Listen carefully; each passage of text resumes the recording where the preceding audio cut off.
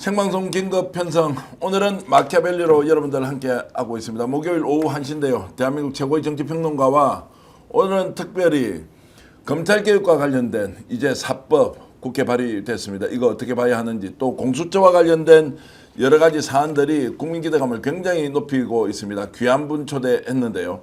김진욱 초대 공수처장 나오셨습니다. 어서 오십시오. 반갑습니다. 예, 여기는 이제 유튜브 채널이기 때문에요. 굉장히 쾌활하고 적극적으로 과도하게 이렇게 액션하고 표현하시는 것이 더 좋다. 알겠습니다. 공직에 오래 계셨고 원래 네. 그 판사 출신이시죠? 예, 판사 출신. 헌법재판소에 오랫동안 예. 근무하셨지 않습니까? 그 전에 변호사도 했습니다. 그러니까요. 네. 오늘 그 초대 공수처장님 저희들이 정말로 상고초려해서 모셨는데 제대로 된 오늘 평론을 유튜브에 맞게 정치 평론가처럼 좀 해주시면 고맙겠습니다. 알겠습니다. 자, 오늘 저와 함께 또 이 마키아벨리를 늘 빛내주고 계시는 박진영 정치평론가 어서 오십시오. 안녕하세요. 예. 자, 제가 오랜만에 공수처장님 모시고 또 박진영 교수와 함께 제가 진행을 하고 있으니까 약간 긴장도 되는데 시청자 여러분 지금 3,000분이 들어와서 이 방송 보고 계신데 속보부터 먼저 진행하겠습니다. 자, 이재명 대통령에 대한 국정 운영 일주일이 지났는데요. 긍정평가가 65%를 넘었다 이렇게 나오고 있습니다. 그리고 잘할 것이라고 했던 것이 이제 65%, 잘못할 것이라고 대답하신 분이 24%고요. 더 놀라운 것은 민주당에 대한 지지율이 급상승 중인데 45% 지지율, 국힘은 오히려 23%로 거의 하프 더블 스코어처럼 이렇게 돌아가고 있습니다. 박 교수, 자 이거 이런 줄 이제 알았습니까? 아니면 생각보다 더 잘하고 있는 겁니까? 글쎄요, 뭐 지금 일주일 지난 상황에서 여론의 추이를 가지고 저희가 뭐 따따붙하기는 그렇습니다만은 이런 느낌은 들어요. 한 1년 된 듯하다. 네. 이재명 정부가 출범한 지 일주일이 지났으면서도 불구하고 굉장히 안정적이다라는 느낌을 받고 있는 것 같아요. 할 일은 하는데 그 할 일을 하는 방식이 뭐 거칠다거나 또는 우려를 자아내는 것이 아니라 국회를 통해서 할 건 하고 그다음에 정부가 적당히 뒤따라갈 것은 뒤따라가고 그다음에 민생 경제라든가 국정 전반적인 부분들은 대통령이 또 주도하고 역할 분담이 잘 되면서 국민들에게 편안함을 주고 있다. 이게 저는 가장 큰 장점이다 이런 생각이 들고요. 여러분들 아시겠지만은 정권 초창기에 역대 지지율이 가장 높았던 정권은 YS 정권입니다. 네. YS 정권은 아침에 자고 일어나면은 대형 이슈가 YS가 던졌습니다. 금융실명제 또는 뭐 토지 공개념 그리고 그 하나회 청산 그러면서 이제 국민들에게 놀랐죠 이렇게 했습니다만은 이재명 정부는 절대 놀라게 하지 않습니다. 다만 원래 생각했던 계획대로 안정감 있게 가고 있기 때문에 저는 지지율은 계속해서 올라갈 것이다 이렇게 예측을 합니다. 자, 초대 공수장 출신으로서 지금 이제 만감이 교차할 수도 있다는 생각이 들어요. 윤석열 정권 3년 동안 정말로 정신적으로 그리고 실질적으로 고통을 많이 받았지 않습니까? 지금 최근 일주일 사이에 이재명 대통령 취임 후에 전반적인 국정 운영에 대해서는 지금 처장님께서는 어떻게 보십니까? 이제 오래간만에 일하는 정부를 보고 있다 이런 생각이 들고요. 변화가 시작됐다 이렇게 봅니다. 네, 기대 많이 하고 계십니까? 예, 기대 많이 하고 있습니다. 더 이상 이제 실패한 정부를 가질 우리 대한민국은 여유가 없습니다. 네. 이제 이 정부는 반드시 성공해야 됩니다. 자, 그럼에도 불구하고 이제 65%는 굉장히 잘한다는 이제 국민들의 이런 기대가 반영되고 있는데 여전히 잘못하고 있거나 또는 유보하고 있는 이런 이제 나머지 35% 이런 분들은 어떻게 보는 게 맞겠습니까? 이분들도 또 이제 이 정부가 변화를 시작을 했는데 이 변화가 열매로 맺어지는 걸 보면 이제 유보하는 입장에서 입장 표명을 하지 않겠나 이렇게 봅니다. 알겠습니다. 저 우이숙님께서는 스픽스가 좋다, 라이브라서 더 생동감이 좋다라고 이렇게 말씀 주셨는데 지금 생방송으로 목요일 오후 1시에 마키아벨리 여러분들과 함께 진행하고 있습니다. 많은 분들이 지금 들어와 계시고 오늘 조금 전에 나왔던 속보 함께 얘기 나누고 있는데 이재명 대통령에 대한 국정 운영 지지율, 뭐 지지율이라고 표현하기 그렇습니다만 이제 긍정평가가 53%고 윤석열 전 대통령 때보다도 한 5%포인트 이제 높다는 것은 그 당시에도 이제 정권 초기에는 기대감이 상당히 컸다는 게 반영됐다는 걸 보더라도 5%포인트라면 좀 더 많이 높아진 거 아니냐라고 평가가 있습니다.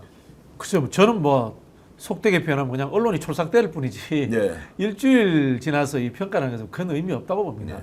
의미 없다라고 보고요. 앞서서도 말씀드린 것처럼 안정감 있게 추진하느냐, 그냥 깜짝 이벤트로 가느냐라는 차이는 분명히 봐야 된다라는 생각이 들고요. 이 대통령이라는 자리에서 초반부터 지지율에 얽매이게 되면요, 결국 뽕 맞게 됩니다. 네. 자꾸 이벤트하고 구조적인 문제라든가 묵힌 오랜 숙제를 하기보다는 언론이 좋아하는 것들 쫓아다니게 되면은 나중에는 그게 지지율이 푹 꺼지게 됩니다. 그래서 저는 오히려 이재명 정부처럼 원래 할 일을 계획대로 천천히 하면서 지지율도 천천히 올리는 것이 오히려 맞다라고 봅니다. 냉정한 평가에 대해서 이해도 하지만 제가 단도직입적으로 여쭤보겠습니다. 원래 이만큼 잘 할 것이라는 것이 반영됐느냐, 아니면 국민의 기대는 요거보다 좀 떨어졌는데 실제로 기대 이상으로 이제 잘 하고 있어서 이렇게 이제 좀 그 기대감이 급상승했느냐, 이건 어떻게 보십니까? 근데 뭐 성남시장도 했고 그다음에 경기도지사도 했고 다 집행부 아닙니까? 예. 집행부 일을 해본 분이기 때문에 행정부의 수장이 됐을 때 당연히 잘할 것이다라는 기대를 했다는 겁니다. 다만 행정부 경험이 많기 때문에 오히려 더 천천히 국정 장악력을 높여가면서 그리고 구성원들의 최대치를 발현시키면서 하는 그런 방식으로 갈 것이다라고 저는 뭐 예상을 했습니다. 자, 지금 뭐 대통령실에서 인사비서관실에 있는 직원이 쓰러졌습니다. 그래서 뭐 강훈식 비서실장이 병문안도 가고 대통령도 건강 잘 챙기자라고 이제 했는데, 실제로 이재명 대통령하고 함께 일하려면 죽어나는 거 아닙니까, 공무원들은? 일 잘하면 죽어날 필요 없죠. 예. 저는 그렇게 생각합니다. 예. 실제 일을 해보니까 어떤가요?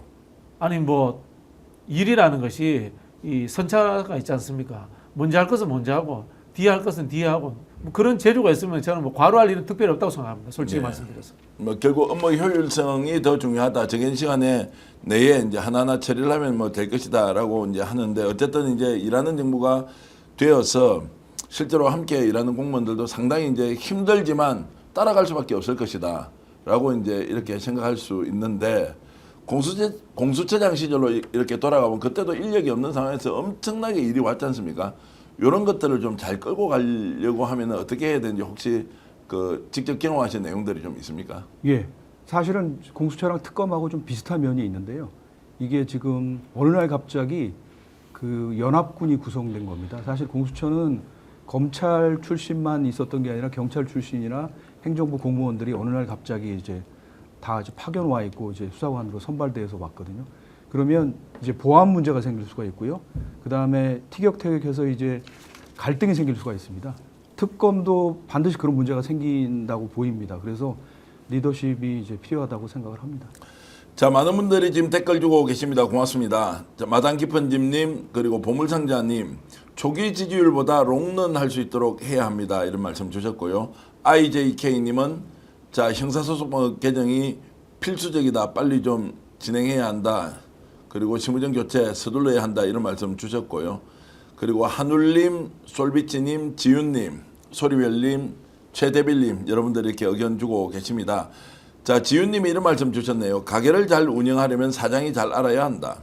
국가 경영도 마찬가지다. 행정 경험 풍부한 대통령, 성공한 이재명 대통령으로 역사에 남을 것이다. 확신한다. 이런 말씀을 주셨고요. 꽃님이님은 공무원들 힘들겠다 싶었는데 인력을 늘려야 합니다. 일 실력을 늘려야 합니다. 이제 이렇게 말씀을 주셨습니다. 김건희님이나 애거님 고맙습니다. 지금 좋아요 1,900분 정도 하고 계신데 5,000분이면 여러분들 좋아요 눌러주시면서 이 방송 보시면 훨씬 더 좀 다이나믹하게 저희들이 진행하는데 좀 힘을 얻을 수 있습니다.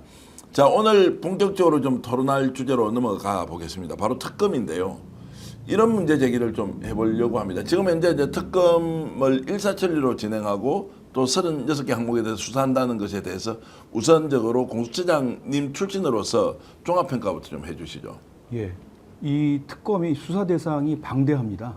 지금 보면 김건희 특검 수사 대상이 16개나 되거든요. 그러면 이 의혹을 지금 한 넉 달 만에 연장해서 지금 5달 만에 과연 그 해소할 수 있을 것인지 저도 좀 약간 그 의문이거든요. 예. 그러니까 굉장히 효율적으로 일할 필요는 있겠습니다. 그다음에 3개 특검이 동시에 출범하면 수사 경쟁을 할 겁니다. 그래서 그런 면에서 아마 특검 간의 조율 채널이 필요할 거라고 생각을 합니다. 예. 지금 그러면 이제 특검을 임명할 때 박정 교수 이제 오늘 우리가 네, 토론을 네. 해보려고 하는 것이, 자, 특검의 특별검사가 판사 출신이 하느냐, 검사 출신이 하느냐, 아니면 변호사 출신이어야 하느냐, 이제 이런 것들을 놓고 수사 효율성과 관련해서 어떤 것이 더 좋으냐는 것에 대해서 갑론을박을 할 수가 있는데 아무래도 검사 출신들이 하면 이거 정말로 한때는 그 동일체 원칙에 대한 이런 기억들 때문에 제대로 수사가 안 될 수 있다는 의견도 있기도 한데요. 어떻게 보십니까? 글쎄요, 뭐 제가 수사의 전문가가 아니니까 예. 그 부분을 평가할 수는 없습니다만은 외부인의 시각으로 봤을 때는 첫 번째는 공정성의 문제라고 봅니다. 왜냐하면요, 그냥 검찰이 수사해도 되고 그냥 경찰이 수사해도 되는데 왜 특검으로 왔느냐라는 것은 국민들이 봤을 때 기존의 기관들이 공정하지 못한다라는 편견이 있기 때문입니다. 그럼 첫 번째는 공정한 사람이다라는 조건이 만들어져야 된다고 보는데요. 그런 부분에서는 검찰 출신은 적절하지 않다라는 생각들을 국민들이 할 겁니다. 네, 예. 일단 저는 그 부분에 대해서 우선 신경을 써야 되고요. 두 번째는 이제 개인의 실력과 특성의 문제겠죠. 검찰 출신들을 많이 데리고 일을 해야 되는데 조직 장악력이 얼마나 있느냐라는 부분인데 그 부분에 있어서도 뭐 같은 판사 출신이라도 행정 경험이 있다거나 조직의 장애 경험이 있다거나 훨씬 더 나을 수도 있겠죠. 네. 어떻게 보십니까? 지금 이제 검사 출신들이 주로 거론이 되더라고요. 지금 현재 특별검사로. 자, 이럴 경우에 이제 수사의 공정성은 담보할 수 있느냐라는 좀 도발적인 질문을 드리면 어떻습니까? 지금 말씀하신 박진영 부원장님 말씀에 예. 공감합니다. 국민의 눈높이에서요. 그러니까 두 가지를 따질 수가 있거든요. 일단은 그 수사 의지가 있느냐, 그 다음에 역량이나 이제 그 능력이 있느냐, 두 가지지 않습니까? 어느 걸 우선할 건지인데 저는 첫째는 수사 의지나 자세라고 생각하거든요. 그러니까 선을 긋지 않고 실체적 진실을 발견하겠다. 이 지금 특검법 보면 특검법 명칭이요, 진상규명입니다. 세 개 특검이 다 진상규명입니다. 책임자 처벌은 부차적인 거죠. 네. 진상규명은 어떤 진상규명이냐면 기존의 수사팀이 수사를 했으면 수사를 공정하게 했는지 뭉갠 건 아닌지 그 부분에 대한 국민의 의혹이 있지 않습니까? 그 부분도 명확하게 밝힐 의지가 있어야 됩니다. 그리고 두 번째가 역량이거든요. 그런 면에서 지금 이제 부원장이 말씀하신 대로 국민의 눈높이에서 본다 그러면 반드시 검찰 출신이어야 될 필요는 없다.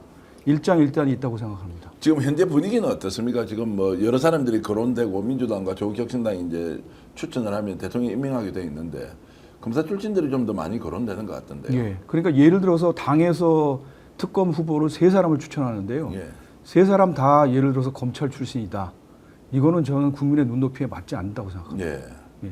자, 그러면 검사 출신들이 이제 만약에 특검을 했을 경우에 어떤 문제가 생길 수 있습니까? 예를 들어서 이정수 중앙지검장이 거론이 되던데요. 예. 이정수 중앙지검장이 중앙지검장 할 때 도이치모터스 사건 수사했지 않습니까? 예. 그거 지금 김건희 특검에 들어가 있잖아요. 예. 그래서 본인이 저는 고사하는 게 맞다고 생각하거든요. 예. 왜냐하면 본인이 하던 사건을 잘했든 잘못됐든 그게 특검 대상이면 최혜병 사건을 제가 말씀드리겠습니다. 최혜병 사건을 제가 1월 19일 날 공수처장에서 퇴임했습니다. 작년에. 예. 예. 1월 18일 날 이종석 국방부 장관 포함해서 5 핵심 관계자에 대해서 하루 종일 압수수색했습니다. 예. 제 퇴임 전날이요. 공수처에서. 예. 예. 제가 퇴임하기 전날이요. 예. 그러면 지금 최혜병 특검법의 수사 대상은 공수처 외압 사건도 있습니다. 예. 그러면 저는 최혜병 특검이 저를 부르면 나가겠습니다. 예.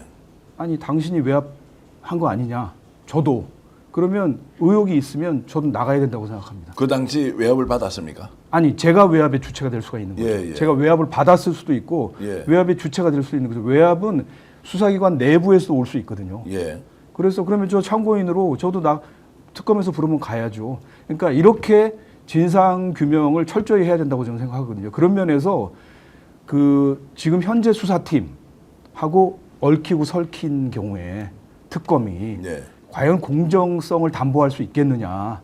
그러니까 기수나 근무연이나 뭐 학교 선후배나 이런 거로 저는 그래서 철저하게 크로스 체크를 해야 된다고 생각합니다. 네. 검찰 출신을 배제할 거는 아니되 그 개별 특검에 맞게 인적 관계나 이런 거를 공정성에 문제가 없고 보복이라는 소리 안 듣게 잘 선정을 해야 된다고 생각합니다.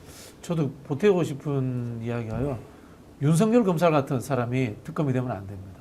윤석열 검사가 박근혜 특검 때 들어왔을 때 이른바 불타는 보복 의식을 가졌다고 하더라고요. 이 보복 심리 때문에 좀 더 과잉된 수사를 하기도 했고요. 그게 나중에 뭐 문제가 되기도 했다. 그런 이야기를 들은 적이 있거든요.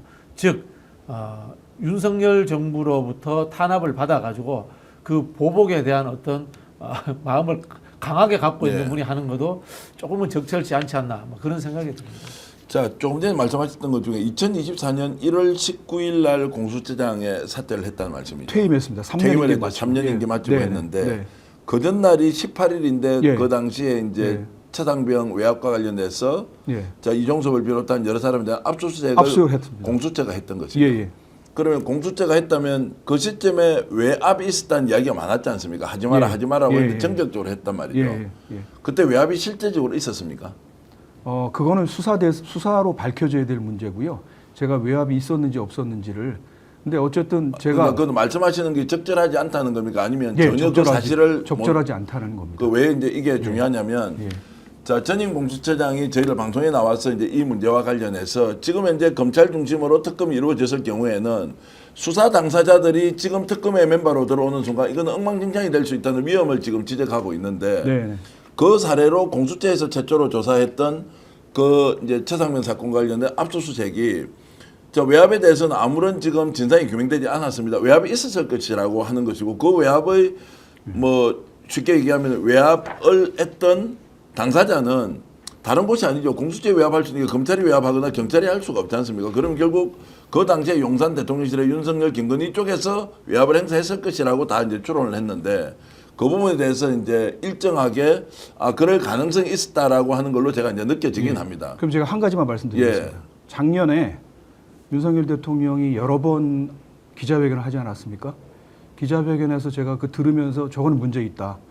외압이라고 느꼈던 게 있습니다. 예. 그건 뭐냐면 그 용산 대통령실이나 대통령이 최상병 수사 관련해서 그 외압이 없다는 게 실체적으로 밝혀졌다. 이렇게 말한 게 있었습니다. 네. 이거는 수사에 대한 가이드라인이거든요. 지금 공수처법 3조를 보면 대통령이나 대통령실의 공무원은 공수처의 업무와 관련해서 어떤 지시나 의견 제시도 할 수 없게 되어 있습니다. 일체 관여를 할 수 없게 되어 있습니다. 이거는 사실은 외압이 없다는 게 밝혀졌다. 이렇게 말한 거는 저는 그 당시에 탄핵 사유라고 생각했거든요. 예. 그러면 법을 완전히 무시하고 외압이 없었다는 사실을 윤석열이 밝힘으로써 오히려 외압의 외압이죠. 실제를 인정을 한 것이고 수사 가이드라인을 준 것이다. 아니, 그게 외압이죠. 예. 그러니까 앞으로 수사할 때 이거는 무혐의야. 가이드라인 준 거지 않습니까? 자 그러면 이제 이 말씀은 윤석열의 발언을 통해서는 그 외압의 흔적을 우리가 찾을 수 있는 것이고 구체적으로 외압이 있었다 안 있었다라고 하는 것은 검찰 수사 과정에서 밝혀질 문제입니다. 밝히실 거지 않습니까? 밝혀진다는 것은 이제 네. 타인에 대한 것을 전망하는 그렇죠. 것이고 예. 지금 공수처장님 같은 경우는 당사자지 않습니까? 당사자니까요. 그러니까 외압을 받았다는 것이 있다면 밝히겠다는 거지 않습니까? 그렇죠. 제가 그거를 여기서 있다 없다를 말씀드릴 수가 없죠. 수사 대상인데. 자, 수사 대상인데 네. 있다 없다 말씀드릴 수는 말씀드릴 없지만 수가 없죠. 저희들은 기자 출신으로 방송을 하게 되면 오늘 이제 김진욱 초대 공수처장이 나와서 실제 그 당시에 최상병 사건과 관련돼서 압수수색을 진행할 때 외압을 받았다라고 우리가 충분히 의심할 만한 이제 발언을 하고 계시니까 아, 그렇습니까? 아니 실제 외압을 받았지 않습니까? 왜냐 외압을 받았지만 다만 그 증거가 뭐냐 또 누가 외압을 행사했느냐라고 하는 부분은 수사 과정에서 밝혀질 일이긴 하지만 외압 자체가 없었다는 것은 외압을 받지 않았으면 외압을 안 받았다라고 하면 되는데 그걸 밝힐 수 없다고 하는 것은 이제 외압을 받았다는 저는 이제 간접적인 인정이라고 보기 때문에 그렇지 않으면 그 당시에 최상병 사건이 저렇게 뭉개져서 뭐 소위 말하는 용산이 전체 나서가지고 다 범죄자가 되는 그런 일은 만들지 않았겠다 이런 생각이 들어서 오늘 굉장히 중요한 발언을 했다고 생각을 뭐 하고요. 수사가 좀 지연된 건 맞습니다. 예. 이래저래. 뭐 수사가 저희가, 지연된 거 맞다는 것은 그것도 외압이 들어와서 뭐 수사가 지연된 것이죠. 여러 가지 원인이 있습니다만 그것도 뭐 어쨌든 특검 조사 대상으로 저는 보고 있습니다. 그러면 이제 비서실장이나 민정수석이나 이런 쪽에서 누구 오다니까 VIP니까 좀 이거 생각해야 되는 거 아닙니까?라고 이제 직간접적으로 연락을 했겠죠. 예. 그 특검이 시작되면 공수처가 수사 기록을 보냅니다. 예. 그 수사 기록에 흔적이 있습니다. 드러나 있을 수사 겁니다. 기록에 예, 있다. 근데 그러니까, 그것은 아직까지 예, 드러나지는 그래서, 않은 것이지만 예. 자 그러면은 최상병 특검 문제로 좀 이제 가보겠습니다. 그럼 공수처가 수사를 하려고 했는데 외압에 의해서 제대로 진행을 못하고 또 초대 공수처장은 임기가 만료돼서 퇴임을 해버렸습니다. 자, 이제 그 상황이라면 이 문제를 지금 특별검사가 맡아서 이제 수사를 다시 한다면 어떤 방향으로 해야 되느냐. 그 당시 이제 수사를 하셨지 않습니까? 그걸 좀 설명을 해 주시면 고맙겠습니다. 예. 제가 특검 말씀드리겠습니다. 예, 예. 이게 99년 자료를 들고 왔는데요. 제가 이 자료를 작성한 사람입니다. 99년에 첫 번째 특검 조폐공사 파업유도 특검의 특검 보고서입니다. 1년번에도 적혀 있는 원본이거든요. 제가 이걸 찾아서 갖고 온 이유는 어떤 특검이든 그때도 대검 공안부장이 그 조폐공사의 파업을 유도했다. 오히려 유도하고 탄압했다는 그 의혹이 생겨서 특검을 한 거지 않습니까? 그러면 특검이 첫 번째로 하는 건 수사 기록을 받아서 검토하는 겁니다. 그래서 의심의 방향을 정하고 수사 방향을 정합니다. 그래서 그러니까 시나리오를 세우죠. 이런 방향으로 수사하기로.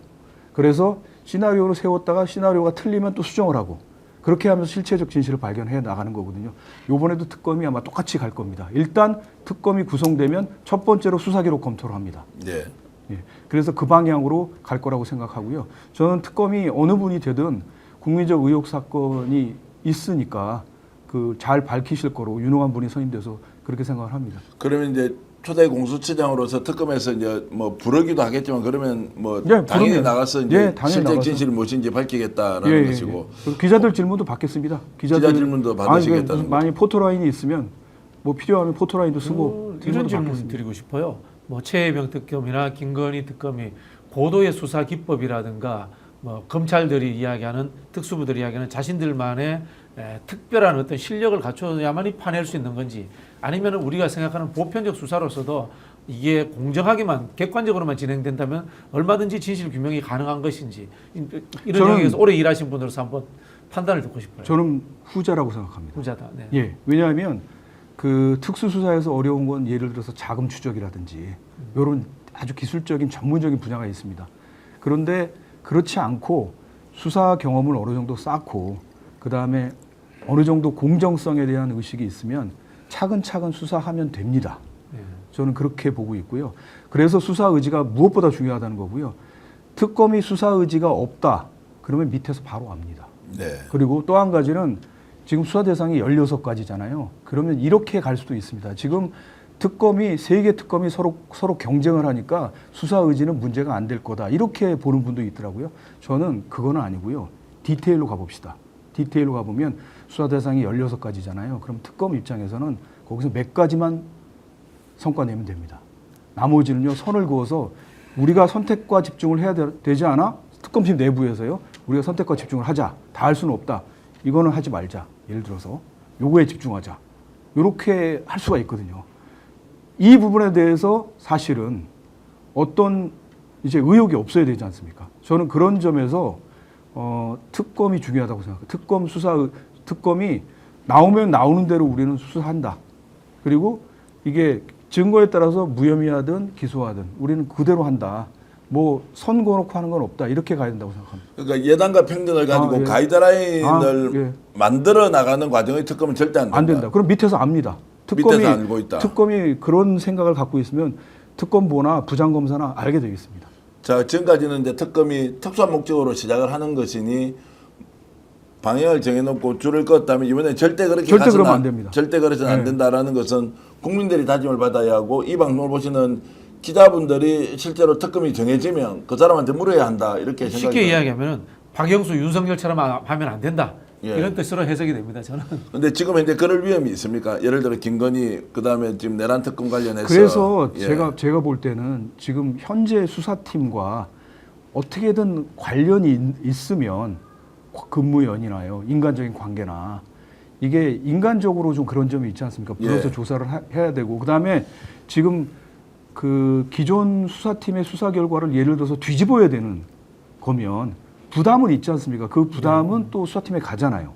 그러면 그런 여러 가지로 그 어느 정도 선을 그을 수 있는 동기가 있기 때문에 그렇게 곤혹스러운 상황에 처하지 않도록 특검을 잘 선정해야 된다 이런 말씀입니다. 자, 그러면 이제 그렇게 잘 선정하려면 일단 국회에서 민주당과 조국혁신당이 이제 추천을 해야 되지 않습니까? 그 추천 과정에서도 일정의 이제 필터링 예. 이런 사전 점검 과정들을 예. 지금 하고 있다고 보십니까? 아니면 그냥 하고 있다고 봅니다. 하고 있다고 봅니다. 왜냐하면 일단 제가 볼 때는요, 각 국회의원들이 이제 추천을 하겠죠. 네. 그 다음에 일단은 후보자한테 의사를 물어볼 겁니다. 왜냐하면 의사를 물어보고 고사하는 사람은 이제 리스트업을 할 필요가 없잖아요.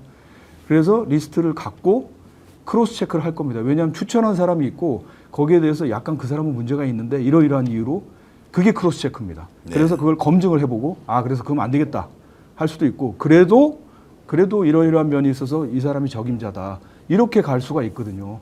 그래서 그런 과정을 저는 충분히 거쳐야 된다고 생각합니다. 그러니까 무조건 빨리 하는 건 아니라고 생각합니다. 네. 예. 무조건 빨리 하는 건 그건 아니다. 뭐 아니라고 그것도 뭐 생각합니다. 동의를 하는데 어쨌든 민주당과 조국혁신당 이 정도는 알고 챙기겠죠. 만약 이번 특검이 실패를 해버린다는 것은 상당히 어렵지 않습니까? 그래서 제가 자꾸 말씀드리는 게 감정을 가라앉혀야 돼요. 예. 지금 정치권이 혹시나 흥분할 수 있으니까 감정을 가라앉히고 이거는 법리 논리라는 부분들과 그 다음에 조직이 얼마나 합리적으로 돌아갈 것인가라는 것을 시각으로서 볼 필요가 있다. 이런 자꾸 조언 드리고 싶어요. 저는 사실은 내란 특검이요.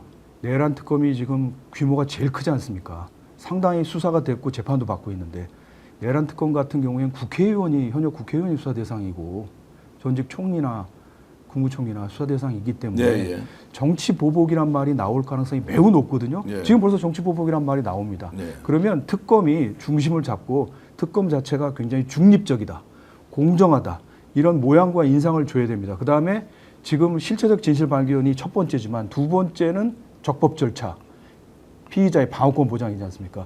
여기에 조금이라도 차질이 생기면 지금 윤석열 전 대통령 수사를 할 때 계속 시비가 붙었지 않습니까? 예.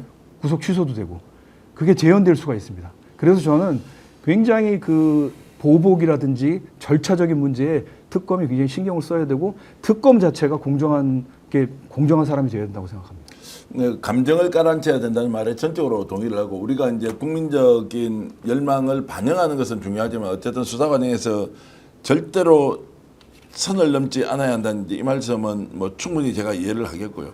혹시 오늘 김진욱 공수처장님 이렇게 나오셨는데 아까 말씀하셨던 수사 외압과 관련된 부분 있지 않습니까? 최상병과 관련된 이 부분은 지금 말씀을 좀 더 하시기 그렇습니까? 아니면 제가 좀 질문을 드려도 됩니까? 그거는 그거는 말씀을 드리기 곤란한 거고요. 예. 기관장으로서 어쨌든 그게 또 수사 대상이고, 예. 네. 그거는 거기서 이제 밝혀지고 특검이 발표할 사항이고요. 예, 있음이 있고 없음 없고 예. 수사한 결과 나중에 종합 보고를 하지 않습니까? 그러면 그 당시에 이제 외압이 있었다는 전제로 질문을 드리면 굉장히 그것 때문에 힘드셨겠네요.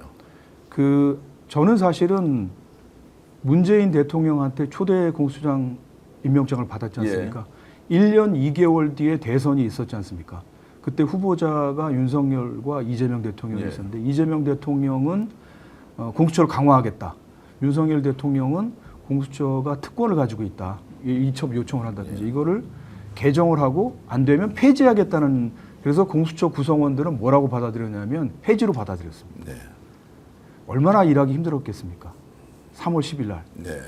저희는 그 상태에서 윤석열 대통령의 오른팔 대검수사정보정책관 윤석열 검찰총장의 눈과 귀라는 손준성 검사장을 기소했습니다. 예. 5월 4일 날. 5월 10일 날 취임했는데 일주일 전에 기소했습니다. 예. 기소한 결정이 결코 쉬운 결정이 아니었습니다. 그냥 기소 안 하고 저희 공소심의위원회도 불기소가 다수였거든요. 그럼 그렇게 종결하면 되는데 저는 법조인으로서의 제 판단 기준에 의하면 이거는 기소해서 법원의 판단을 받아야 될 상황이고 1심에서 유죄 나왔지 않습니까? 유죄 나왔지만 항소심에 또 무죄를 받았어요. 증거불충분으로 무죄를 받았고 외부에서 누군가가 지휘를 했는데 당신이 주범은 아닌 것 같다라는 것 때문에 무죄를 받은 거 아닙니까? 정확하게 제가 말씀드리겠습니다. 예. 항소심에서 그 부분에서 무죄를 받은 게요. 지금 검찰총장의 눈과 귀라는 수사정보정책관이 왜 고발장을 작성을 하고 초안을 고발장을 작성을 하기 위해서 정보를 수집하잖아요. 예. 그거를 했냐 안 했냐가 핵심이잖아요. 그거는 항소심도 인정했습니다. 작년 12월 6일 날 항소심 결정이 원심과 항소심이 채택한 증거에 의하면 피고인 손중성 검사장이 대검 수사정책관으로서 그 지위를 이용해서 고발장 1차, 2차와 그 다음에 메시지, 텔레그램 메시지 이거의 대상 정보의 수집 그 다음에 고발장 작성에 관여했다고 인정된다. 이게 판결입니다. 네. 그러면 왜 무죄가 났냐? 공무상 비밀 누설이잖아요. 검찰청 내부에서 이 정보가 머물러 있으면 공무상 비밀 누설은 아닙니다. 네. 예를 들어서 총장한테 보고했다든지 차장한테 보고했으면 공무상 비밀 누설은 아닌 거죠. 보고죠. 그러니까 거기가 무죄가 난 겁니다. 그래서 이게 그 이제 무죄의 네. 취지는 윗선이 유죄가 그렇죠. 된다는 이야기네요. 아니, 손준성. 그 가능성을 배제를 못한다. 네. 오히려 그 가능성이 높아 보인다는 게 무죄 이유입니다. 그러면 수사를 하란 얘기잖아요. 이게 고발장 작성에 관여 안 했다는 거지 아니지 않습니까? 그래서 이 부분은 저는 헌법재판소가 지금 탄핵 심판 중이거든요. 그 내용도 잘 모르는데 지금 현재 손준성 검사장에 대해서 탄핵 심판 중이죠. 네. 예. 네. 그래서 자, 그럼 이 부분부터 정리하면 이렇네요. 손준성 그 차장 문제는 공무원 신분인으로서의 지휘권자와 직속 상관의 명령에 의해서 진행을 했기 때문에 이 사람은 현재 무죄를 볼 수 있고 실제 유죄인 것은 명령을 내린 직속 상관이다라고 이게 추정할 수 있는 법원 거예요. 판결을 이렇게 뭐 추론할 수 있겠네요. 그것도 해석 중에 하나입니다. 네. 네. 어쨌든 그 수사정보정책관은 원래 범죄 정보를 수집하는 데지 범죄, 않습니까? 이게 왜 검찰총장과 그 배우자 김건희에 대한 고발장 그 사람들이 윤석열과 김건희가 피해자로 돼 있는 고발장을 왜 작성하냐고요. 예, 예. 그게 왜 수사정보정책관이 할 일이냐는 거죠. 그 부분에 관여한 거는 인정됐다니까요. 자, 그러면 이제 누군가 지시를 했다는 것을 법원에서 인정을 했다. 그러니까 지시 없이 과연 했겠냐는 게 합리적 그러니까요. 의심이죠. 합리적 의심이하고 100% 네. 의심이죠. 네. 그거야 뭐 합리라는 단어를 쓸 필요가 없고 그러면 그 사람이 누구냐? 그럼 윤석열 한동훈이다. 라고 할 수 있는데 윤석열은 확실하다. 근데 한동훈은 거기에 분명히 거기에 그 과정에서 끼어 있느냐 없느냐라는 게 이제 조성은 또 한동훈 대표는 그 당시에 부산지검 차장일 겁니다. 예, 예. 그러니까 라인이 아니었죠. 예. 윤석열 대통령은 그 당시에 지휘권자였고. 예. 그렇죠. 예. 자, 그렇게 보면 이제 윤석열에 대한 수사를 하라고 사실은 항소심에서 판단을 했는데 그렇게 봅니다. 자, 그래서 지금 이제 공수처에서 이 사건이 지금 아직 머물러 있고 이번에 다시 고발이 되어서 진행 중이지 않습니까? 수사를 하면 됩니다. 수사를 하면 되는 거죠. 예. 이거는 그런데 공수처에서 계속 하면 되는 거죠. 예, 계속 하면 됩니다. 근데 지금 공수처의 문제점은 뭐냐면요. 인력이 없습니다. 지금 최상병 특검법을 보면 최소한 6명이 차출돼서 가야 됩니다. 그다음에 내란 특검에 3명이 차출돼야 되고요. 김건희 특검에 1명이 차출돼 10명이 차출돼서 가야 됩니다. 그러면 원래 하던 사람이 가야 되잖아요. 그러면 새로운 사람밖에 없습니다. 그 사람들이 다 차출돼서 가면요. 그러면 이 수사를 누가 합니까? 제 당분간 볼 때는 현실적으로 이 수사가 안 될 거라고 봅니다. 예. 그럼 지금 현재 또 대책도 없네요. 그러면. 대책이 없습니다. 또 하나 이제 연말까지는 뭐 수사 안 됩니다. 그 손준성 씨가 헌법재판소에 올라가 있지 않습니까? 그 부분은 어떻게 됩니까? 지금 2심 이 고법에서 무죄가 나왔기 때문에 손준성 탄핵안은 기각될 것이다라는 추측성 기사들이 나오고 있거든요. 저는 그렇게 보지 않습니다. 예. 네. 저는 그렇게 보지 않는 이유가 그 뉴스 기사를 저도 봤는데요. 네네. 그 지금 김영두 지금 헌법재판소 권한대행이나 네네. 그 재판관이 물어본 질문을 보면 그 피고인이 지금 고발장 작성, 대상 정보 수집에 관여한 거 아니냐 판결을 보면 네. 그렇게 물어봤어요. 그러니까 그걸 전면 부인한다고 했습니다. 아, 작성한 적이 없다고 자기가. 예, 전면 부인한다고. 근데 제가 대통령 탄핵의 전문가 중에 하나거든요. 예. 대통령 탄핵 보고서도 썼지 않습니까? 2월 달에. 미국에서는 무죄 판결이 나도 탄핵한 경우도 있습니다. 네. 그래서 저는 이게 헌재에서 저는 탄핵 인용될 가능성이 상당히 있다고 봅니다. 네. 자, 그러면 이제 손준성 지금 검사장이지 않습니까? 그 당시 차장이고 지금 검사장으로 승진해서 아마 고검 차장으로 제가 예, 있는 걸로 그렇게 아는데 알고 이제 이 사건도 지금 공수처 수사는 수사고 헌법재판소에서 반드시 탄핵이라는 뭔가 결론이 나야만 한다라고 이제 보시는 거고. 아니요, 저는 가능성이 높다. 높다. 왜냐하면 지금 7인 재판부거든요. 예. 탄핵이 인용되려면 6인 재판관이 찬성해야 됩니다. 예. 그러니까 지금은 이제 되기가 어려운 거죠. 그러면 두 분의 헌법재판관이 임명된 다음에 네. 변론을 다시 재개해서 갱신을 해서 네. 다시 평결을 하고 하면 6표 나올 수 있다고 저는 생각합니다. 자, 그러면 이번에 이제 3대 특검 안에 고발 사주와 관련된 건이 들어가 있습니까? 안 들어가 있습니다. 안 들어가 있죠. 예, 그건 그러면 빠져 있습니다. 윤석열은 여기에서 완전히 이제 이탈될 수도 있겠네요. 지금 공수처에서 뭐 6개월 뒤에 수사를 다시 재개하지 않는 이상은. 어쨌든 현직 대통령은 대통령 신분에 있는 한 공소시효는 정지입니다. 네. 그 말은 공소시효가 다시 진행된다는 남아있네요. 거니까 예. 남아있죠. 네, 네, 네. 수사를 하면 됩니다. 수사를 하면 된다. 예. 지금 뭐 우리가 심정적으로는 윤석열 당시 검찰총장이 지시를 해서 손준성 차장검사가 고발사주 관련된 이제 이런 것들을 작성해서 바깥으로 돌렸고 뭐 그게 지금 뭐 폭로가 되면서 이제 사건이 커진 거지 않습니까? 그럼에도 불구하고 뭐 본인 한 게 아예 없다고 하니까 이것도 반드시 수사를 해야 한다 이 생각이 좀 들고요. 자 그러면은 이제 지금 특검 문제로 좀 가서 다시 질문을 좀 드리겠습니다. 자 특검을 할 경우에 우리가 지금 알고 있는 내용, 저는 이게 이제 새로운 범죄 사실을 찾아낸다라는 것보다 이미 드러난 것을 정리정돈만 제대로 하더라도 국민적인 바람, 범죄자가 누군지를 이렇게 찾을 것 같은데 혹시 이 과정에서 우리가 지금 놓칠 수 있는 게 뭐가 있느냐, 국민들이 지금 알고 있는 거 외에도 새로운 사실이 많이 나올 수도 있다고 보십니까? 어떻습니까? 예, 많이 나올 수 있다고 봅니다. 특히 예. 저는 가능성이 높은 거는 김건희 특검은 수사 대상이 16가지고 예, 제대로 수사가 제대로 안 된 그런 사항들도 많이 포함되어 있기 때문에요. 왜냐하면 내란 특검은 뭐 국민들이 보시기에 수사 경쟁을 했지 않습니까? 국수본, 공수처, 검찰 특수본. 그래서 상당히 밝혀졌고 지금 재판도 받고 있는데 이제 김건희 특검 같은 경우에는 수사가 제대로 안 됐다. 현직 대통령이고 대통령 부인이기 때문에. 그래서 그 부분은 저는 많이 나올 수 있다고 생각합니다. 상상을 초월한 일들이 나오지 않을까요? 상상을 초월한 일이 나온다. 네, 네.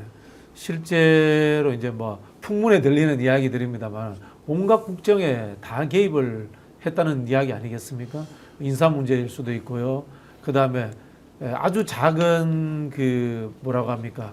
조달 관련되는 일들 이런 이야기들도 나오고 있지 않습니까? 그래 보통 이제 우리가 대통령 정도 되는 사람들이 비리를 저지르면은 거대한 비리를 저지르는데 이 저기 가족들은 사소한 모든 것들까지 관심을 가지고 있었으니까 저는 뭐 엄청나게 나올 거라고 봐요. 저 지금 관련돼서 말씀드리면 지금 김건희 특검법이 16가지잖아요. 그럼 여기 지금 명시된 거 있지 않습니까? 건진법사, 뭐 명태균 그거 말고 다른 거 나오면 어떡하느냐? 다른 거 할 수 있습니다. 거기 보면 수사 과정에서 특검 수사 과정에서 인지된 관련 범죄. 그래서 확대될 수가 있습니다. 그래서 저는 특검이 굉장히 중요하다고 생각합니다. 네. 수사 대상에서 인지됐는데 그걸 계속 팔 수도 있고 적당한 선에서 마무리할 수도 있잖아요. 왜냐하면 특검도 제약된 시간 안에서 선택과 집중을 해야 될 유인이 있지 않습니까? 그래서 저는 특검이 중요하다고 생각합니다. 저는 하나 우려하는 게 있는 거예요. 뭐 솔직히 제가 기자 별로 안 좋아하잖아요. 대한민국 기자들이 가십성이나 해프닝성으로 계속해서 이렇게 접근해가지고 윤석열 대통령이 대선 후보 시절에 이런 이야기를 합니다. 정치는 패밀리 비즈니스다 이런 이야기를 하죠. 뭐 정치 권력 잡아가지고 가족끼리 해먹겠다 뭐 이런 뜻으로도 해석이 되었거든요. 그리고 또 그 가족분들이 기존에도 사업 관련해서 늘 구설에 올랐던 분들이기 때문에 우리가 생각하는 황당무계한 해프닝성 비리 의혹들이 엄청나게 나올 거라고 봐요. 그런 것, 근데 이게 또 재밌잖아요. 그러다 보니까 언론에서 그런 쪽으로 계속해서 추적을 해 들어가면서 실제로 이 비리의 줄기라고 할 수 있는 권력 남용에서부터 시작되는 지점들 그리고 그것이 정치권과 연결되는 부분들 이런 것들은 파헤치지 못하는 상황으로 가지 않을까 이런 우려도 사실 저는 좀 돼요. 뭐 그런 걱정이 있긴 하지만 이제 지금은 뭐 언론이 그냥 불러준다고 다 이렇게 취재하고 쓰는 게 아니고 이제 유튜브 채널도 직접 취재를 하기도 하고 그 상황에서 빠진 게 뭔지 이제 이렇게 보는 이제 뭐 할 수도 있다고 보는데 자극적인 거 좋아하잖아요, 솔직히. 뭐 자극적인 게 좋아하는 것도 이제 뭐 본줄기를 찾아가는 그 출발 지점에서 자극적인 것은 일종의 양념 같은 걸로 볼 수 있는데 제가 이제 이 질문 좀 드려보겠습니다. 그 요즘은 요리에 양념 너무 심하게 하면 싫어해요. 어쨌든 제가 이제 이 질문 좀 드려보겠습니다. 지금 같은 분위기에서 특검이 시작되지 않습니까? 그러면 공직자가 매우 많이 연루가 돼 있을 거 아니에요. 네. 이 사람들이 실제로 수사에 적극적으로 협조할 것이다. 아니면 끝까지 묵비권을 행사하거나 모르쇠로 갈 수 있다. 어떻습니까? 대부분 협조합니다. 협조합니까? 협조 안 할 수가 없는 게요. 대한민국 공무원들은 서류로 말합니다. 즉, 이 컴퓨터나 온라인에 기록이 다 남아 있습니다. 예. 피해갈 수가 없습니다. 특히 그 요즘은 이 컴퓨터 본체 하드웨어 2개 쓰잖아요. 이 정보 이유 때문에 그 교환 과정에서 서버에 다 남습니다. 다 남아있다. 도망갈 수 없습니다. 네. 뭐 저는 그렇게 생각하지 않습니다. 그래요. 그렇습니다. 예. 네. 제가 이 보고서 작성을 하고 뒤에 이제 특검의 문제점도 썼거든요. 특검의 문제점은 이 특검하는 기간 2달이나 3달이나 요 기간만 특검을 피하면 됩니다. 그래서 그런 점이 있군요. 예, 안 나오고 버티거나 그러면 특검이 강제력을 행사하는 것도 한계가 있지 않습니까? 저는 분명히 벌어질 거라고 생각하거든요. 이런저런 이유로 핵심 피의자가 출석을 불응하는 경우에 그러면 저는 결국 특검은 체포영장 청구할 수밖에 없다고 생각하거든요. 1차, 2차 소환장 보내고 저는 그렇게 엄정하게 해야 된다고 생각합니다. 그러면은 안 그러고 그냥 시간을 버티다가 특검 기간 끝나잖아요. 그러면 특검이 면죄부를 줬다는 소리를 듣게 됩니다. 그 실제 위험성은 오늘 이제 제가 그 김진욱 공수처장님을 모셨던 것은 혹시 이게 기간이 제한되어 있기 때문에 예. 면죄부를 줄 수 있으니까 버티기 끝까지 해버리면 가장 쉬운 방법으로 아예 그냥 범죄 사실이 사라져 버리지 않습니까? 그러니까 저 이 사건에도 그런 게 있었고요. 이 사건은 2달이었습니다. 예. 그래서 요걸 버티고 이제 한 사람들이 있었어요. 공무원들도. 그래서 그게 현실적인 위험입니다. 이게 간단하지 그럼 않습니다. 질문을 드리면은 특검에서 수사를 다 못했다. 그럼 이게 끝이 납니까? 아닙니다. 아니면은 그 검찰이라든가 검찰에- 경찰에서 할 수 있죠. 중앙지검에 이관을 합니다. 아, 중앙지검으로 예, 이관을 아마 한다. 그 특검법에 있을 겁니다. 그리고 일선 공무원들 마지막으로. 같은 경우에는 현실적으로 감사원 감사를 또 관련해서 받을 수도 있게 되죠, 그죠? 자 그런 게 있지만 이제 뭐 지금 검찰이 사실상 이제 해체되고 새로운 수사청이 만들어지고 공수처가 보강되고 또 수사권의 조정은 국가수사위원회에서 이제 하는 이런 이제 입법 과정들이 또 연이어서 이제 일어날 것이기 때문에 그러면 뭐 제대로 수사가 되겠냐 이렇게 되겠죠. 그러니까요. 예. 그래서 이제 특검이 매우 중요한데 특검의 필요성은 전 국민들이 바라고 있지만 실제 그 내용을 채우고 있는 것이 얼마나 이제 적실하게 그리고 알차게 지금 구성이 되고 있느냐는 것에 대해서 매우 좀 우리가 신중하고 또 이런 질문을 좀 더 공격적으로 할 필요가 있다는 말씀이지 않습니까? 저는 사실 이번 특검은 저 국민의 특검이 되어야 된다고 생각합니다. 윤석열 정부 동안에 어떤 특검법도 통과된 게 없습니다. 문재인 정부를 보십시오. 드루킹 특검 유죄 나왔고 지금 그렇지 않습니까? 그다음에 이해람 중사 특검도 있고요. 어느 정권이나 특검이 통과 안 된 특검이 없습니다. 그런데 윤석열 정부에서는 특검이 하나도 통과 안 됐거든요. 그게 지금 누적돼서 3개 특검이 동시에 출범하는데 그렇다면 국민적 의혹을 이번에 해소를 해야 됩니다. 네. 그래서 국민의 특검이 돼야 됩니다. 국민의 성원을 받을 수 있는. 어쨌든 오늘은 이제 문제 제기를 한 것으로 국회 내에서 논의를 할 때 우리 생각이 좀이라도 이제 반영이 되면 좋겠다는 것이고 지금은 이제 공수처는 어떻습니까? 이제 공수처는 윤석열 정권 치하에 있을 때 공수처와 지금은 이제 공수처를 더 보강하고 키워 나가야 된다라고 하는 이제 국민적 열망도 있습니다. 자, 이것은 지금 공수처의 지금 현재 상황은 어떻게 평가하십니까? 글쎄요. 어쨌든 공수처는 누가 봐도 그 정치, 그다음에 정치인에 대한 수사, 어려운 사람들, 살아있는 권력에 대한 수사를 하라고 만든 기관이잖아요. 그러면 살아있는 권력이 바뀌었다. 제가 이제 취임한 지 1년 2개월 뒤에 대통령이 바뀌었지 않습니까? 살아있는 권력이 바뀌면요. 그러면 인수위원회 때부터 공소장 거치 표명해야 되는 거 아니야. 네. 물러나라는 게 저한테 있었고요. 네. 그래서 저는 완주하겠다고 해서 이제 완주를 했죠.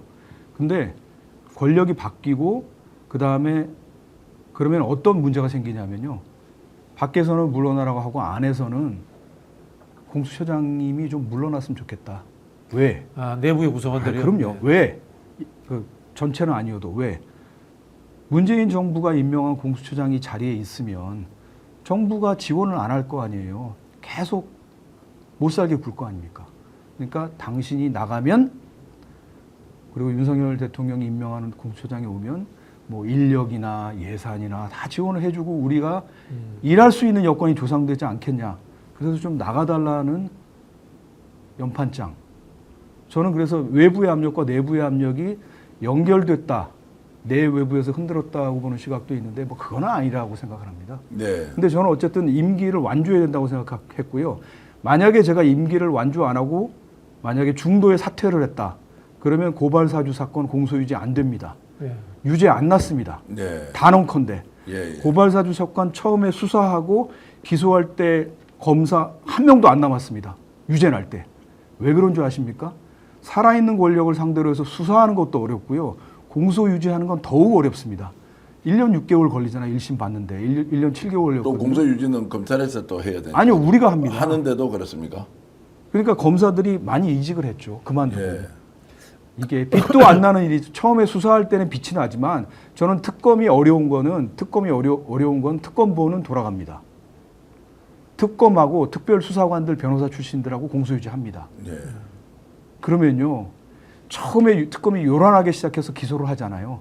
나중에 결국은 마무리 짓는 거는 특검하고 특검 그 수사관들하고 변호사 출신이 몇 명이 남아서 하는데 이게 나중에 무죄가 나고 1심, 2심, 3심까지 누가 이 일을 합니까? 처음에 열어놨지만 나중에 결국 무죄다. 이 사건이요. 예. 그 진영구 검사장 네네네. 조폐공사 파업을 내가 유도했다. 예. 구속됐습니다. 검찰에서. 네. 특별수사본부에서요. 직권남용 권리행사 방해로. 직권남용 권리행사 방해 대법원에서 5년 뒤에 무죄 확정됐습니다. 그러면 태산명동의 서일필이잖아요. 그런 결과가 날 수가 있습니다. 그래서 저는 특검이 공소유지까지 생각을 해야 되거든요. 그러니까 네. 그냥 기소를 해놓고 그러니까 아니면 말고식으로 기소하면 안 되지 않습니까? 자, 그 말씀 예. 특검 이야기 나오니까 이른바 이제 표현이 그렇습니다만은 특검의 대우 참여하는 이제 수사관으로 참여하는 분들이라든가 파견 나오는 검사들 외에 참여하는 분들의 대우 문제라든가 이런 부분들도 늘 지적이 돼요. 예를 들자면 변호사 한 2년 못할 수도 있다 이런 이야기를 하는 분들도 있단 말입니다. 그다음 공수처도 저는 마찬가지라는 생각이 드는데 공수처 계약직이잖아요 대부분이 계약직인데 그게 직급의 문제에서 나중에 이 사람들이 다시 검사로 인용된다거나 이렇게 해서 갔을 때 불이익을 당하실 수 있지 않느냐 이런 부분들 뭐 늘 이제 조직의 문제라는 것은 직급 자리의 문제 예산의 문제인데 이런 부분들을 확보하려면은 어떻게 해야 됩니까 이거? 그게 사실은 좀 답은 없는 그리고 거. 또 하나 또 제가 질문이 이거 예. 뭐 유도성일 수도 있는데 이런 부분들은 행정부의 장인 대통령이 아니라 국회가 주도할 수 있는 방법으로 갈 수 있는 방법은 없는가요? 입법으로 좀 해주면 되죠. 입법으로. 예. 근데 그 부분이 정말 문제입니다. 제가 서울지방법원에서 판사를 3년 하고 98년 3월에 김현장에 갔거든요. 그리고 99년 12월에 이 특검 조폐공사 파업미도 특검에 합류를 했습니다. 그러면 공무원 봉급을 김현장에서 보수를 많이 받다가 공무원 보수를 받는 거잖아요. 공무원증을 받았습니다. 네. 공무원이 된 거죠. 그런데 아무런 메리트가 없죠. 보수 면에서요. 근데 단 한 가지는 있어요. 저는 이 특검의 첫 번째 특검에 참여를 하고 이 대통령 보고서까지 작성한 거로 1년 반 뒤에 하버드 로스쿨 어드미션 받았습니다. 그러니까 저는 이제 비물질적으로 거로 보상을 받았죠. 근데 이제 뭐 우리 저는 아주 특이한 처장님. 경우고, 저는 아주 특이한 경우고 나머지는 자기 생업을 포기하고 가서 네네네. 별로 메리트가 없죠. 지금 그런 이야기를 많이 하더라고요. 네, 메리트가 변호사들이. 없습니다. 네. 네. 그리고 굳은 일 남아서 공소유지하고 이거 굳은 일이잖아요. 뭐 하는 말로 취업 잘 안 되는 변호사들 그게 다 네. 지원하는 거 아니냐 이런 뭐 우수 인력에 가야 되는데 우려도 나오고 있고. 네. 우수 인력에 가야 되는데 뭐 일도 없고 메리트가 있어야죠. 그렇게 해서 그냥 거기 가서 좀 있겠다. 그리고 자기 경력에 좀 보탬이 되고 이럴 건 아니잖아요. 예, 예. 특검이. 참 이제 그렇게 이제 구조적 문제를 다 얘기해 버리면 지금 정말 현실에서 우리가 최선의 이제 답을 또는 과정을 이제 내기가 굉장히 어렵기 때문에 어쨌든 뭐 현실은 현실이고 이 상황에서도 최선을 다해서 뭔가 개선할 거는 개선해야 하는데 지금 공수처장 3년 하시면서 1년 3개월은 문재인 정부 때 했고 1년 8개월은 윤석열 정부 때 했지 않습니까? 후회는 하지 않습니까? 저는 후회는 하지는 않고요. 예. 그냥 제가 이제 5월 25일 날 이상호 기자 고발뉴스 TV에 나왔거든요. 예. 그래서 공수처장으로서 제일 잘한 일이 뭐냐? 저는 그냥 임기를 마친 일이라고 생각했습니다. 예, 예. 그다음에 두 번째는 토대를 마련한 일. 예. 제가 공수처장 취임하고 한 달 만에 관훈 토론에 나왔거든요. 예. 관훈 토론에 나와서 제가 말씀드린 게 그 사건 한 건 두 건에서 실적 내는 게 제 우선순위 아니다. 그냥 장기적인 기반 마련하는 거다. 그랬습니다. 지금 현재는 토대니까. 어떻습니까? 그럼 오동훈 공수처장이 지금 이제 뭐 흔들리기도 했는데 막바지에는 좀 잘 하시더라고요. 두 분 다 판사 출신이네요. 네. 그럼 초대 2대가 다 이제 판사 출신인데 공수처장은 판사 출신으로 충분히 할 수도 있다 이런 생각은 좀 드십니까? 예, 제가 그 대검 중수부 출신 수사를 잘하는 그 세 사람을 제가 부장검사로 이렇게 모시고 있었거든요. 그래서 제가 퇴임할 때 그 세 사람이 있었어요. 그래서 의견을 서로 이렇게 밥 먹으면서 의견 많이 얘기하지 않습니까? 이분들 의견이 그 자기들이 보니까 처장님은 차기 처장이요. 꼭 검찰 출신 할 필요 없다. 네. 그냥 판사 출신이 하시고 왜냐하면 우리 공소유지도 해야 되니까 대신 차장을 유능한 검사 출신 하면 된다. 그게 오히려 낫다고 의견이 그렇더라고요. 예. 그래서 저는 사실 외압의 문제라든가 이런 그 직업군이 가지는 특성도 존재하겠네요. 판사들하고 검사들하고 조금 다른 게요. 그렇죠. 판사들은 기본적으로 공정성을 네. 독립성을 신경을 많이 쓰거든요. 양쪽 얘기를 다 듣는다는 게 기본 자세고요. 네. 이제 검사들은 아무래도 수사를 하다 보니까 이게 승부근성이라든가 그것도 네. 있고요. 속도감과 효율성이 그래서 좀 저는 판사 출신 특검에 검사 출신 특검보를 하되 4명씩 하잖아요. 6명이나. 그러면 사실은 공안과 특수를 잘 배합하는 건 좋다고 생각합니다. 네. 제가 아쉬운 점이 뭐냐면 공수처도 공안 성격이 많거든요. 그렇죠. 직권남용 권리에서 네. 보면. 그래서 무조건 특수로 갈 건 아닙니다. 검찰 내부에서도 특수와 공안이 서로 이 엘리트 경쟁을 하거든요. 그래서 특수는 공안을 견제하고 공안은 특수를 견제합니다. 그래서 특검팀을 짤 때 저는 특검팀 내부에서 견제와 균형이 이루어지게 잘 짜는 게 필요하다고 생각합니다. 특수 1번대로 가면 안 된다고 생각합니다. 오늘 여러분들과 함께 방송을 하는 이유는 지금 특검이 출발하는데 구성부터 매우 중요하다. 구성이 잘못되면 빈수레, 빈깡통으로 끝날 수도 있다.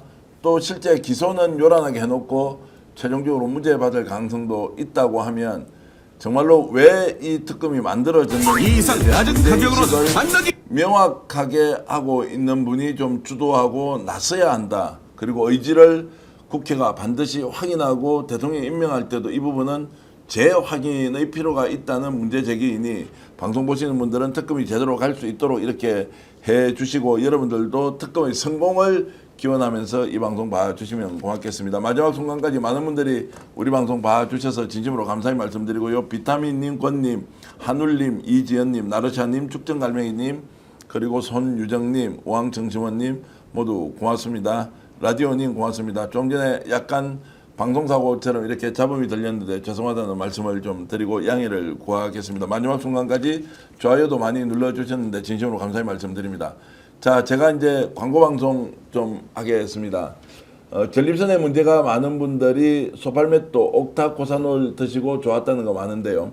소팔메토 하나로 부족하다면 이제 더블로 가야 하는데요. 전립선, 활력, 지구력, 면역까지 다 챙긴 조합의 제품입니다. 더블 소팔메토, 옥타코사놀 정말로 괜찮은 제품이고 저도 지금 먹고 있는데요. 밤에 화장실 가는 횟수가 확실히 줄었습니다. 자, 스픽스에서만 이 가격 드리는데요. 공동구매 특가로 여러분들께 기회를 드립니다. 지금 댓글창 상단에 나가 있기도 하고 우리 또 스픽스 화면에 보면 바로 제품 보기가 올라오고 있습니다. 공동구매 기회인데요. 3개월치를 특가 39,900원에 모시고 있습니다. 전립선 건강기능 3종 플러스 특가 39,900원, 스픽스몰 회원가입하면 1,000원 할인까지 추가로 있기 때문에 이 가격으로는 명확하게 말씀드리겠습니다. 대한민국에서는 살 수 없습니다. 50년 전통 상하제약과 스픽스가 공동으로 기획한 공동구매 특가 시리즈 1의 상품이니까 여러분 많은 애용 부탁드리겠습니다. 오늘 박진영 교수님 감사히 말씀드리고 공수처장님도 어려운 시간 이렇게 내주셔서 감사히 말씀드립니다. 감사합니다. 시청자 여러분께도 인사드리면서 방송 모두 마치겠습니다. 여러분 안녕히 계십시오. 감사합니다. 오늘 방송 어떠셨습니까? 마음에 들었다면 구독, 좋아요로 스픽스를 응원해 주십시오. 여러분들의 구독, 좋아요는 가장 큰 힘이 됩니다. 스픽스 구독, 좋아요.